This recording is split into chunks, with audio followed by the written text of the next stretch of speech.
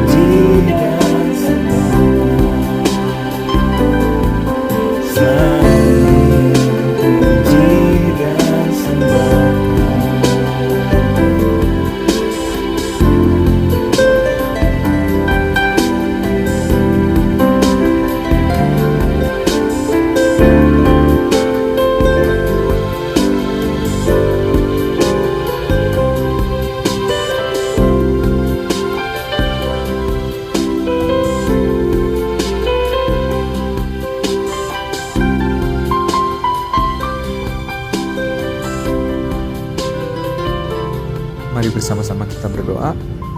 Allah Bapa yang di surga, terima kasih Tuhan atas kesempatan yang telah Kau berikan pada pagi hari ini, supaya kami bisa bersama-sama kembali beribadah, masuk ke dalam hadirat-Mu Tuhan. Kami mau menyerahkan seluruh jalannya ibadah kami pada pagi hari ini hanya di dalam tangan-Mu Tuhan. Semoga Engkau yang terus memberkati dan Engkau yang memimpin ibadah kami dari awal, pertengahan hingga akhirnya Tuhan. Sekali lagi kami mau serahkan ibadah ini hanya di dalam tangan-Mu. Dalam nama Tuhan Yesus Kristus kami telah berdoa. Amin. Allah itu baik kepada kita.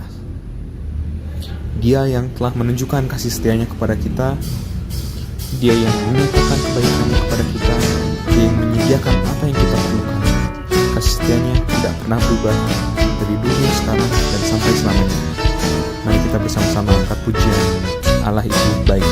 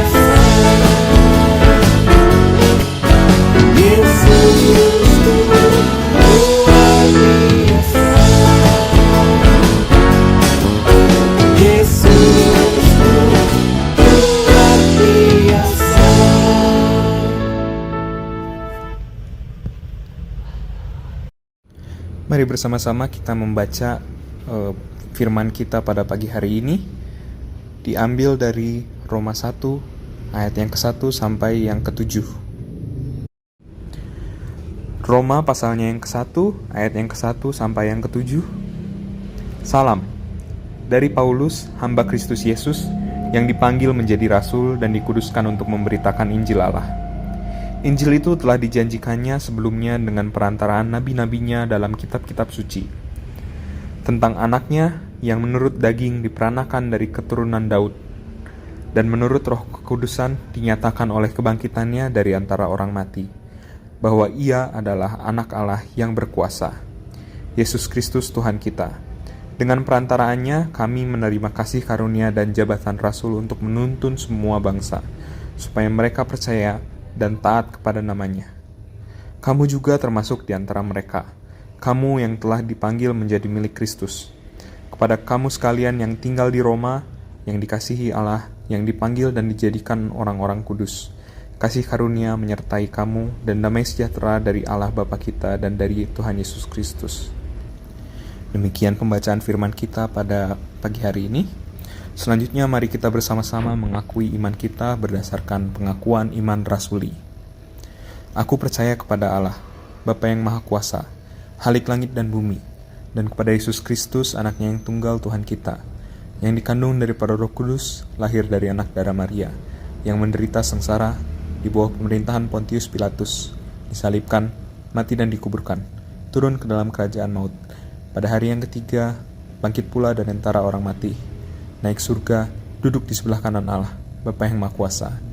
Dan dari sana ia akan datang untuk menghakimi orang yang hidup dan yang mati. Aku percaya kepada Roh Kudus, gereja yang kudus dan am, persekutuan orang kudus, pengampunan dosa, kebangkitan orang mati, dan hidup yang kekal. Amin. Mari kita bersama-sama menyiapkan hati kita sebelum masuk ke dalam firman Tuhan. Kita mau bersama-sama serukan bahwa Tuhan, kami mau mengenal Engkau Tuhan.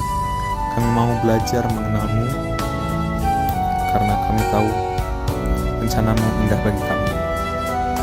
Mari kita nyanyikan lagu Bapa Surgawi.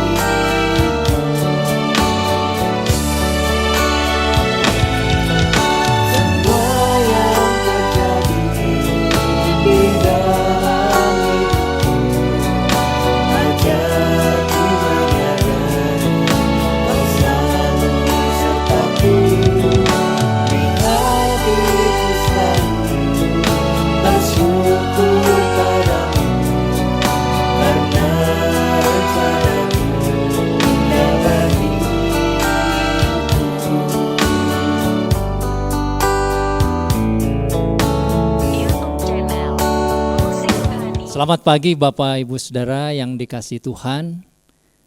Mari kita menyiapkan hati kita untuk ibadah pada pagi hari ini. Sebelumnya saya mengajak kita berdoa. Bapa di surga, Tuhan pencipta langit dan bumi, bersabdalah kepada kami ya Tuhan, pada pagi hari ini kami siap mendengar.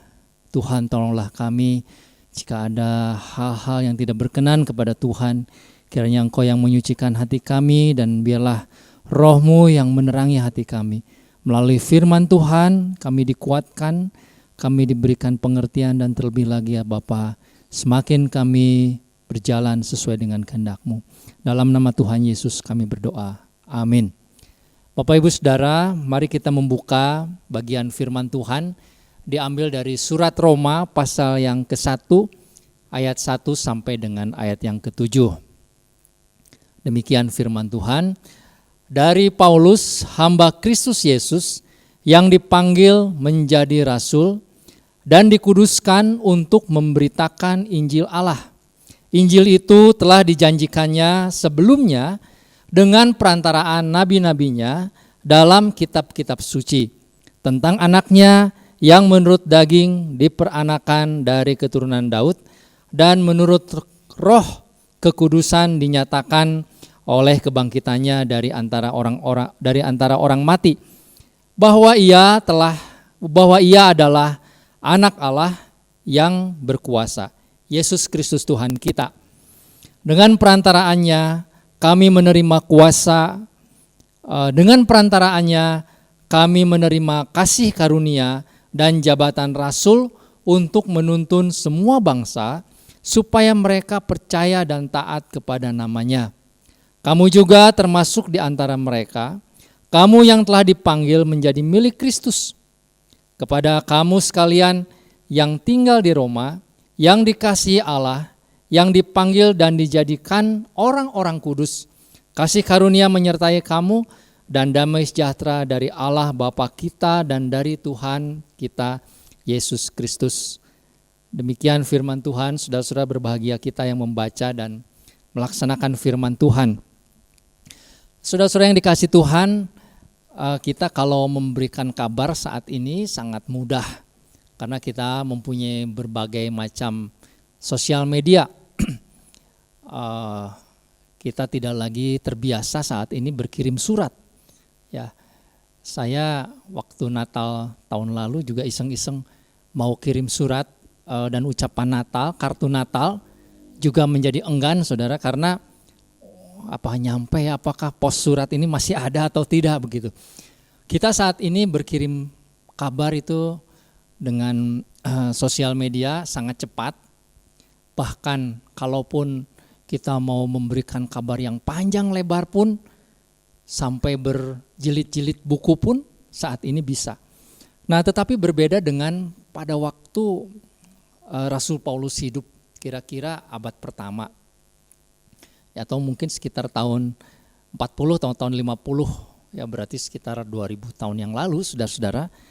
Pada waktu itu kalau memberikan kabar itu harus berkirim surat dengan surat dalam bentuk kertas papirus ya, kertas yang bergulung-gulung dan harus dikirim oleh kurir atau orang yang dipercaya. Jadi bayangkanlah saudara kalau suratnya itu misalkan ada 5 gulung, kurir ini harus pergi dalam jangka waktu beberapa hari atau beberapa bulan kalau dia harus melewati laut. Ya. Jadi saudara-saudara, berita yang disampaikan oleh seseorang lewat surat itu bukanlah hal yang mudah. Karena itu saudara-saudara berkirim kabar, berkirim surat pada waktu itu hanyalah untuk hal-hal yang sangat dibutuhkan. Hal yang sangat penting. Nah saudara-saudara, Rasul Paulus mengirimkan surat kepada jemaat di Roma pada waktu itu bukan seperti kita say hey ya, apa kabar, basa-basi, kalau ulang tahun ucapkan selamat, tidak begitu saudara. Terlalu mahal kalau hanya untuk seperti itu. Ada hal yang sangat penting, yang sangat berguna, ada hal yang perlu sekali diketahui oleh jemaat di Roma. yang akan disampaikan oleh Rasul Paulus, sehingga saudara-saudara surat ini menjadi surat yang sangat berharga. Nah, saudara-saudara, memang banyak orang atau jemaat Tuhan juga ketika membaca surat-surat Rasul Paulus, kadangkala kita kehilangan konteks ya. Kita tidak bisa mengerti karena kita tidak membayangkan situasi waktu itu. Tapi saya harap pembukaan saya ini bisa membuat kita menyadari, saudara-saudara, bahwa Rasul Paulus mengirimkan surat ini dalam gulungan-gulungan kertas yang cukup banyak, karena ada, kalau dituliskan di Alkitab kita ini 16 pasal, coba bayangkan saudara kalau dituliskan begitu saja, tulisan itu ada berapa gulungan kertas ya yang harus dibawa oleh kurir kepada jemaat di Roma. Jadi cukup banyak, dan ini adalah sebuah surat yang sangat berharga karena isinya saudara adalah sebuah penjelasan mengenai jantung dari keselamatan kita, mengenai hal yang paling penting. Saudara-saudara, mengapa kita perlu mengetahui hal ini? Sebab saudara kalau membaca bagian yang tadi kita baca, lalu kalau kita bandingkan dengan kehidupan warga Romawi pada waktu itu, apakah benar yang disampaikan oleh Rasul Paulus ini penting? Saudara, pada waktu itu, kalau saudara membaca sejarah ya, negara Romawi yang disebut Pax Romana itu seperti superpower, dia menguasai wilayah yang sangat luas, sehingga negara Romawi ini menjadi negara yang sangat kaya, sangat berkuasa, dengan teknologi pada waktu itu yang luar biasa maju, saudara ya. Ilmu pengetahuan yang sangat tinggi dari berbagai macam ilmu pengetahuan. Mereka bisa pada waktu itu membangun kuil-kuil, tempat olahraga yang demikian besar, demikian megah. Mereka mempunyai ilmu hukum yang atau sistem hukum yang canggih sekali yang sampai hari ini dipakai. Mereka pada waktu itu mempunyai pengetahuan filsafat yang sangat tinggi yang sampai hari ini masih dianut oleh orang-orang. Saudara, jadi pada waktu itu sudah sedemikian berkembang, hanya mungkin teknologi saja yang ketinggalan ya. Tetapi dalam hal pengetahuan mereka sangat tinggi. Jadi saudara, orang pada waktu itu kalau kita membaca, apalagi warga Romawi, merasa mereka berada di puncak dari kehidupan kebudayaan manusia. Ya. Tidak lagi ada yang perlu dicapai lagi, kehidupan mereka lah yang paling tinggi. Nah saudara, itu situasinya. Ya.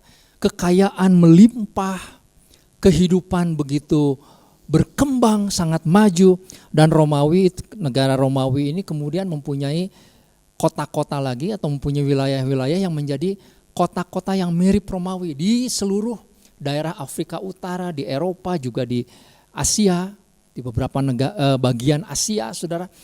Mirip-mirip kota Romawi itu cukup banyak dan peninggalannya ada sampai sekarang. Nah jadi saudara-saudara, buat orang-orang pada waktu itu, mereka sudah merasa hidup paling nyaman, paling hebat, paling tinggi. Merasa tidak membutuhkan apa-apa lagi, itulah hidup mereka.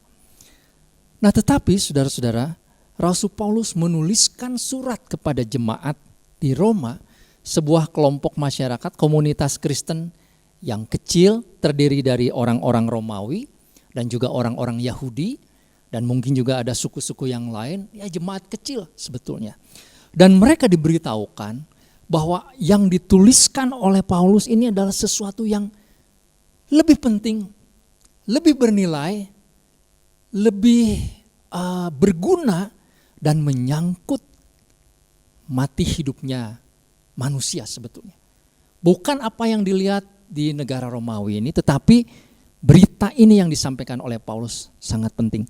Nah, saudara, apa yang diberitakan oleh Paulus? Di dalam ayat 1 dikatakan bahwa dia memberitakan Injil Allah. Injil Allah ini yang diberitakan. Inilah sesuatu yang lebih bernilai daripada kehidupan Romawi pada waktu itu. Apa Injil itu? Di dalam ayat 2 dan selanjutnya dikatakan bahwa Injil itu sebetulnya adalah ringkasan yang sudah dijanjikan kepada para nabi dan di dalam kitab suci. Kitab suci pada waktu itu adalah kitab perjanjian lama. Ya. Sebetulnya Injil yang diberitakan oleh Paulus itu adalah intisari dari janji-janji nubuat-nubuat para nabi Perjanjian Lama. Yaitu tentang apa? Ayat 3 dikatakan tentang anaknya, tentang Yesus yang menurut daging diperanakan menurut keturunan Daud. Ya, Yesus yang sudah datang ke dalam dunia itu keturunan Daud. Ya. Tetapi kalau secara roh dia menyatakan kuasanya melalui kebangkitannya dari antara orang mati. Sesudah Yesus disalibkan, dia bangkit lagi. Ya, dan dia itu adalah anak Allah. Saudara-saudara, kata anak Allah ini adalah gelar. Ya. Gelar bahwa dia sebetulnya sederajat, sehakikat dengan Allah pencipta langit dan bumi.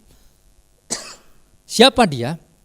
Dialah Yesus Kristus yang disebutkan oleh Rasul Paulus adalah Tuhan kita yang kita sembah. Nah, saudara-saudara, jadi berita ini adalah berita yang lebih penting daripada kehidupan Romawi yang sudah sedemikian maju. Lalu Rasul Paulus di dalam ayat 5 mengatakan bahwa dengan perantaraan dia kami menerima kasih karunia dari jabatan dan jabatan rasul. Ya, saudara-saudara, Rasul Paulus itu menjadi rasul dan mendapatkan kasih karunia untuk memberitakan Injil kepada orang Roma dan kepada seluruh orang di dunia ini, itu karena kasih karunia. Jadi memang Rasul Paulus dan juga para rasul yang lain itu dipilih untuk sengaja diutus untuk memberitakan Injil. Untuk apa? Nah, di dalam ayat yang kelima ini kita bisa melihat tujuannya, yaitu untuk menuntun semua bangsa supaya bangsa-bangsa itu percaya dan taat kepada namanya, taat kepada Tuhan. Lalu ayat 6 dikatakan, kamu juga, hei orang-orang Roma, kamu sekalian yang tinggal di Roma, yang dikasihi Allah, ayat 6 ya, kamu juga termasuk di antara mereka. Termasuk orang yang dipanggil itu dari semua bangsa itu. Dan sekarang kamu telah dipanggil menjadi milik Kristus. Jadi saudara-saudara, Rasul Paulus dengan latar belakang sebagai orang Yahudi diutus oleh Allah untuk memberitakan Injil, keselamatan di dalam Tuhan Yesus, supaya dia menuntun orang-orang, semua bangsa menjadi percaya dan taat kepada Tuhan. Dan itu juga terjadi kepada jemaat di Roma. Akhirnya apa, saudara-saudara? Yaitu supaya orang-orang yang dituntun itu akhirnya menjadi milik Kristus. Nah, kepada kamu sekalian, ayat 7, yang tinggal di Roma, yang dikasihi Allah, dipanggil, dijadikan orang-orang kudus. Jadi saudara-saudara, orang-orang dari semua bangsa dipanggil untuk percaya, untuk taat, karena mereka ini milik Kristus. Dan mereka itu dipanggil supaya memiliki kehidupan yang kudus, dijadikan orang-orang kudus. Nah, ini pembukaan dari surat Rasul Paulus. Saudara, kalau membaca bagian ini, bayangkanlah kalau Anda adalah jemaat di Roma ya, yang mendengar berita ini. Bagaimana responsnya? Saya kira saudara-saudara ada beberapa atau ada mungkin cukup banyak orang yang merasa, ini dalam imajinasi saya, lalu apa sangkut pautnya berita yang disampaikan Rasul Paulus ini dengan kehidupan saya?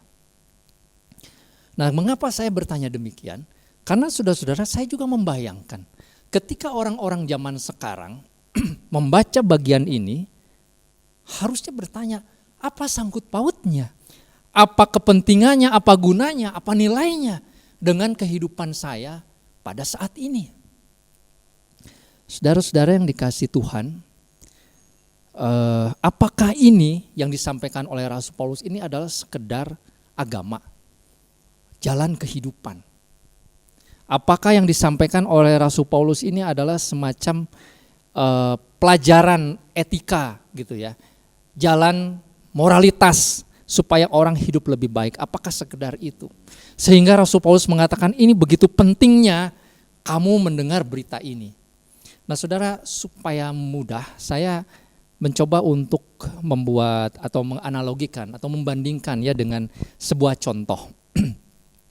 Banyak kali saudara-saudara orang tidak menyadari keadaan hidup pada saat ini ya. Kebanyakan di antara kita manusia pada saat ini juga saudara merasa begini. Kita ini hidup dalam dunia untuk sebuah kehidupan baik buruk bergantung kepada kita. Kalau percaya pada Tuhan, ya ada Tuhan di sana yang memperhatikan kita, yang memberkati atau memberikan kehidupan, memberikan rizki kepada kita, menjaga kita kalau kita mau celaka begitu misalnya dia menjaga dan lain sebagainya. Itu kesaksian banyak orang. Seringkali saudara agama itu digambarkan, dirumuskan itu dengan model kehidupan demikian. Nah saudara-saudara, sebetulnya Rasul Paulus itu pada ayat-ayat selanjutnya dia menggambarkan situasi yang berbeda. Memang kita tidak membaca, tapi saya berharap saudara-saudara bisa membacanya ayat-ayat berikut ya, khususnya di pasal 2, pasal 3, pasal 4. Saudara-saudara, apa yang Rasul Paulus gambarkan tentang kehidupan manusia itu berbeda. Perbandingannya begini atau analoginya ya. Coba bayangkan saudara kalau di sebuah sekolah lah katakan. Ada banyak anak, ada ratusan anak gitu. Mereka melakukan kesalahan kepada bapak kepala sekolah. Sehingga bapak kepala sekolah ini begitu marah, begitu murkanya. Nah saudara-saudara, ada mungkin anak-anak yang merasa, wah kepala sekolah ini ngambek nih, marah begitu ya. Tetapi banyak di antara anak-anak itu yang meskipun tahu mereka melakukan kesalahan, cuek aja, biasa aja, gak apa-apa. Nah, padahal saudara-saudara, karena kesalahan yang dibuat oleh anak-anak itu, sebetulnya bapak sekolah itu sudah membuat ultimatum, dia akan menghukum dengan sangat keras. Sesuatu yang mengerikan akan terjadi kepada mereka. Sebutlah misalkan hukumannya itu akan dilakukan sekian hari lagi. Nah saudara-saudara, menunggu hari penghukuman itu, ketika murka itu akan ditumpahkan, akan dinyatakan kepada anak-anak itu, ada seorang guru yang mengatakan kepada murid-murid, sekian murid ya, kamu tahu tidak, bapak kepala sekolah itu sedang marah dan kita akan dihukum. Kecuali kamu mau mendengar apa yang saya katakan. Apa itu? Lalu si guru itu bercerita bahwa kalau kamu mau mengakui kesalahan, mau minta ampun kepada bapak kepala sekolah itu, dia akan reda ya. Dia akan tidak marah lagi dan kamu akan lepas dari hukuman. Nah saudara, ini hanya ilustrasi yang sederhana, tidak terlalu tepat sebetulnya dengan keadaan kita yang nyata. Tetapi saya mau menyampaikan begini, seringkali kita tidak sadar saudara-saudara bahwa kita itu sebetulnya hidup di dalam dunia yang ramai pada saat ini. Begitu banyak kesibukan duniawi kita, tetapi sebenarnya saudara-saudara, di lain pihak, kita itu sebetulnya berada di bawah murka Allah. Manusia yang lahir dalam dunia itu sebetulnya berada di bawah murka Allah. Allah begitu murka.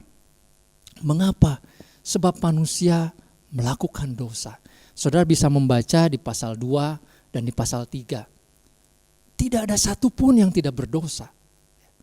Mau dia orang Yahudi atau bukan orang Yahudi, dibedakan Yahudi dan bukan Yahudi karena orang Yahudi pernah menerima hukum-hukum Tuhan, tetapi dosanya sama saja, mereka juga akan dihakimi. Jadi saudara-saudara, begitulah sebetulnya keadaan manusia di dalam dunia. Itu sebabnya Rasul Paulus mengatakan seolah-olah begini, hei orang Roma, meskipun kamu melihat Roma ini begitu hebat, begitu canggih, begitu majunya, sebenarnya ada Allah yang sedang murka kepada bangsa Roma, kepada seluruh dunia. Juga saat ini sebetulnya berita yang sama harusnya kita mengerti. Meskipun dunia saat ini sedang begitu maju, berkembang, Tetapi Tuhan sebetulnya menaruh murka kepada dunia. Karena apa? Karena dosa. Nah, Rasul Paulus di pasal 2 berargumentasi, kalau nggak percaya dosa apa yang membuat dia murka, baca ya. Dia sebutkan dosa-dosa manusia yang sangat mengerikan. Ya. Misalnya saudara-saudara di dalam pasal yang kedua itu digambarkan tentang kehidupan moralitas yang bejat. Ya, macam-macam. Ketidakadilan, korupsi, kejahatan, perselingkuhan, perzinahan dan lain sebagainya.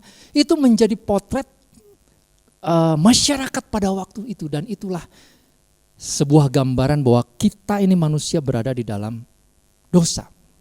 Nah, karena itu saudara-saudara, berita ini yang disampaikan oleh Rasul Paulus yaitu tentang Injil, kabar baik tentang kedatangan Yesus yang menjadi juru selamat, yang bisa mengantarai orang-orang yang berdosa kepada Allah yang murka. Itu menjadi berita baik, menjadi kabar baik. Sebab kalau tidak, maka dunia ini akan dihukum oleh Tuhan Allah. Maka murka Allah itu akan dinyatakan. Jadi saudara-saudara, Rasul Paulus di sini mencoba untuk meringkas di dalam pendahuluannya, menjelaskan bahwa ini adalah kabar baik yang harus kamu ketahui. Ya. Kita adalah orang-orang yang dimurkai oleh Allah sebetulnya, manusia ini. Tetapi setiap mereka yang percaya kepada Tuhan Yesus, mendengar berita Injil, maka mereka dipanggil menjadi milik Kristus. Karena percaya kepada Tuhan Yesus yang mati, disalibkan dan bangkit itu. Ya. Dan kalau menjadi milik Kristus, maka hukuman itu menjadi tidak ada. Ya. Tidak berlaku kepada orang-orang yang percaya kepada Tuhan Yesus. Nah saudara-saudara, itulah yang dimaksudkan dengan kata keselamatan. Keselamatan yang diberikan di dalam Tuhan Yesus itu bukan hanya menyangkut keselamatan yang akan datang, kehidupan sorgawi, hidup yang kekal. Tetapi pada saat ini. Nah kalau kita pakai ilustrasi yang tadi, saudara-saudara, seberapa anak-anak tadi ya, yang mendengarkan apa yang disampaikan oleh gurunya, lalu berdamailah dengan kepala sekolah. Dia masih tetap bergaul, hidup dengan teman-temannya, tetapi dia akan hidup dengan cara yang berbeda. Tidak lagi di bawah murka dari kepala sekolah. Tidak lagi ada ketakutan di dalam dirinya, tetapi justru ada sukacita. Nah, saudara-saudara yang dikasihi Tuhan, anak-anak yang sadar bahwa kepala sekolahnya itu sudah mengampuni kesalahan mereka, tentu saja hidupnya juga akan berbeda. Mereka tidak akan melakukan sesuatu yang menyakiti hati kepala sekolah lagi dengan kesalahan yang sama. Mereka akan punya pola hidup yang berbeda. Nah saudara-saudara, orang-orang yang percaya kepada Tuhan, jemaat di Roma dan pada saat ini jemaat yang hidup pada zaman ini, kita ini adalah orang-orang yang dipanggil, dibawa keluar, dipisahkan, menjadi orang-orang yang hidupnya kudus di hadapan Tuhan. Memang saudara, kita masih bergaul bersama orang-orang lain. Hidup di dalam dunia. Hidup di tengah-tengah dunia dengan segala macam kesibukan dunia. Tetapi kita mempunyai norma yang berbeda. Nilai yang berbeda. Mempunyai standar hidup yang berbeda. Mempunyai hukum-hukum yang berbeda. Dan kita menjalani di tengah-tengah dunia yang kacau ini dengan hukum-hukum yang baru dari Tuhan. Karena itu saudara, kalau kita membaca surat Roma, saudara bisa sisihkan waktu mulai pasal 2, itu diceritakan tentang bagaimana keadaan dunia, bagaimana juga Tuhan menyelamatkan di dalam iman, percaya kepada Tuhan Yesus. Tetapi Tuhan juga menyelamatkan di dalam keadaan kita. Ada Roh Kudus yang dicurahkan itu di pasal 8, saudara. Roh Kudus itulah yang akan memampukan kita untuk menjalani hidup ini. Tetapi saudara-saudara, kalau saudara sampai di pasal 12, Rasul Paulus juga memberikan panduan-panduan yang praktis. Bagaimana kita menjalani kehidupan di dalam dunia yang mempunyai hukumnya sendiri, tetapi kita harus menjalani hidup dengan hukum yang berbeda, yaitu hukum Tuhan. Saudara bisa membaca di pasal 12 dan seterusnya. Nah saudara-saudara yang dikasihi Tuhan, saya menyampaikan hal ini karena saya merasa prihatin terus terang. Ya. Saudara-saudara, seringkali kehidupan agamawi kita, ya, sebagai orang yang dikatakan beragama, itu menjadi kehidupan agama yang tawar atau bahkan tersesat. Ya. kita menjadi orang-orang yang menganggap bahwa kekristenan kita itu seperti sebuah ritual ibadah yang boleh dikatakan yang rutin, ya, sesuatu yang biasa saja. Tidak ada perasaan berbeda dengan orang lain. Tidak ada perasaan takut kepada Tuhan. Saudara-saudara, padahal situasinya kalau kita bayangkan sebenarnya tidak demikian. Saudara-saudara, kalau bukan Tuhan yang menganugerahkan iman, yang memanggil kita, yang menjadikan kita milik Kristus, sebetulnya kita berada di bawah hukum Tuhan. Sedang di bawah murka Tuhan. Dan murka Tuhan yang menyala-nyala itu bisa kita rasakan mulai hari ini, mulai saat ini, di tengah-tengah dunia ini, sampai pada akhirnya. Tetapi puji Tuhan, Tuhan yang menyelamatkan kita sekalian. Nah saudara, jadi lewat pembacaan ini, sebetulnya ini adalah intisari dari pengiringan kita, ya, iman kita dan ibadah kita kepada Tuhan. Saudara-saudara, menjadi orang Kristen itu bukan melulu menjadi orang-orang beragama yang urusannya adalah begini, kalau saya takut, oh ada Tuhan yang melindungi saya. Kalau saya sedang susah, ada Tuhan yang menghibur saya. Kalau saya sedang di jalan buntu, ada Tuhan yang membukakan jalan. Memang itu bagian dari perjalanan iman kita tentu saja. Tetapi bukan cuma itu, saudara. Kita dipanggil menjadi milik Kristus supaya kita melakukan apa yang Tuhan inginkan. Apa yang Kristus inginkan di dalam hidup kita. Maka panggilan ini, saudara-saudara, yaitu kehidupan yang kudus, kehidupan yang benar, kehidupan yang setia kepada Tuhan akan membawa kita kepada damai sejahtera Allah. Di dalam ayat yang ke-7 dikatakan demikian. Ya, damai sejahtera Allah akan melingkupi kita di tengah-tengah dunia yang serba kacau pada saat ini. Nah, saudara-saudara, kalau saudara tidak begitu yakin, ya, atau mungkin terlupakan atau tidak merasa bahwa dunia saat ini demikian kacaunya, demikian membuat hati Tuhan sedih dan murka, saudara bisa melihat di sosial media saja. Ya.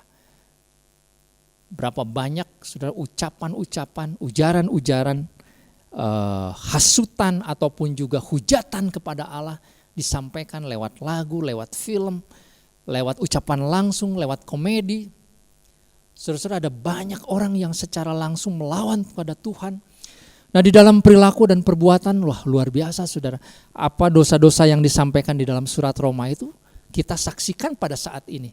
Di dalam kehidupan kita pada saat ini. Dan itu sebabnya saudara-saudara, hal yang paling penting adalah mari kita hidup sesuai dengan panggilan Tuhan. Tuhan yang memanggil kita supaya kita menjadi milik Kristus dan hidup menjadi orang-orang yang dikuduskan oleh Tuhan. Nah, saudara-saudara yang dikasihi Tuhan, ini adalah hal yang paling penting. Ini adalah hal yang menjadi, tadi saya katakan menjadi dasar dari kehidupan kita. Yang lain-lain juga penting memang saudara dalam hidup kita, tetapi ini yang paling penting. Seperti begini saudara, kalau coba bayangkan saudara berada di sebuah arena, ya, sebuah wahana lah. Katakanlah misalnya apa ya, SeaWorld lah, atau misalkan yang sebuah wahana begitu ya, tempat permainan. Kan di sana sibuk tuh orang, oh ramai dengan kesibukannya, dengan acaranya masing-masing, dengan keriuhannya, dengan kegembiraannya masing-masing. Nah, tetapi saudara-saudara, kalau sumber listrik dicabut, sumbernya saudara ya, entahlah dari PLN tiba-tiba mati misalkan, gitu, maka semua keriuhan itu akan berhenti. Nah saudara, ini yang saya maksud. Saudara-saudara yang dikasihi Tuhan, hubungan kita dengan Tuhan itu adalah hal yang paling penting. Itu menyangkut nasib kita.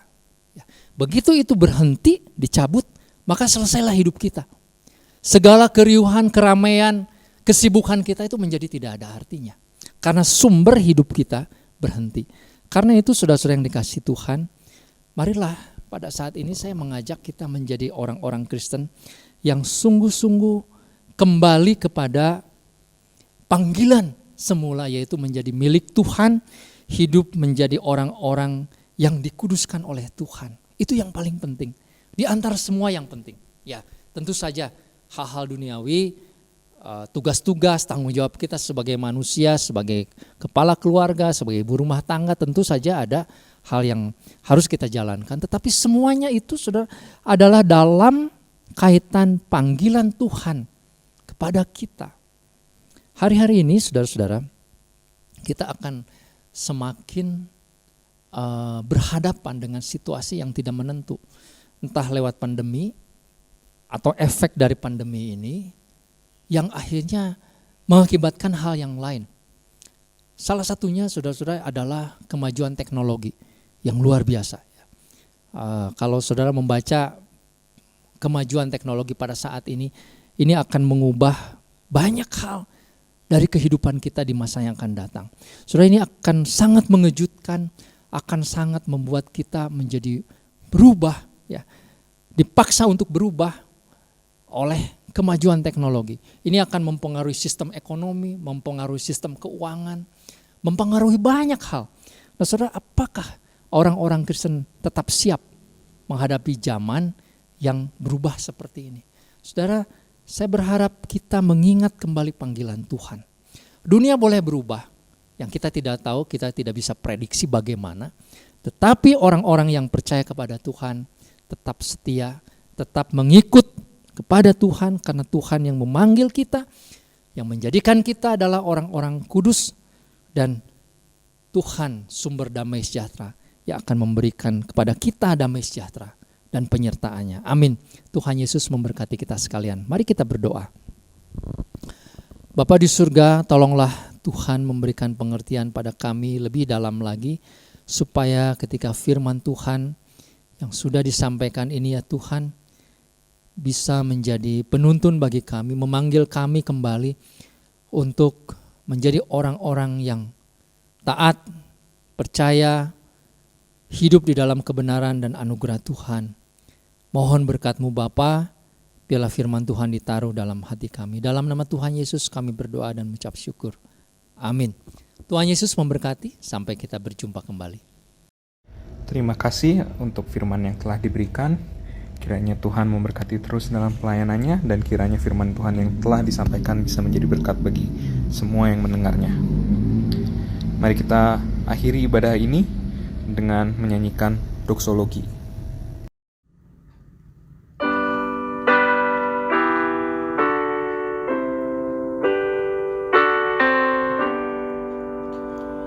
Puji Allah Bapa Putra, puji Allah Roh Kudus, ketiganya yang esa.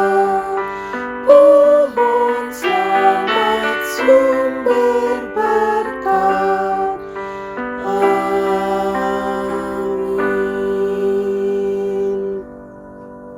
Saudara-saudara yang dikasihi Tuhan, marilah kita menerima berkat Tuhan.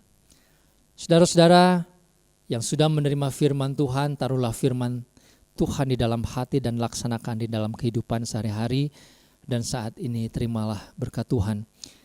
Kiranya kasih Allah Bapa, anugerah di dalam Tuhan Yesus, serta persekutuan dan penghiburan di dalam Roh Kudus menyertai dan memberkati kita mulai hari ini sampai selama-lamanya. Amin. Demikian ibadah kita pada hari ini telah selesai. Selamat hari Minggu, selamat beraktivitas. Semoga kita semua sehat selalu. Sampai minggu depan, Tuhan Yesus memberkati kita semua.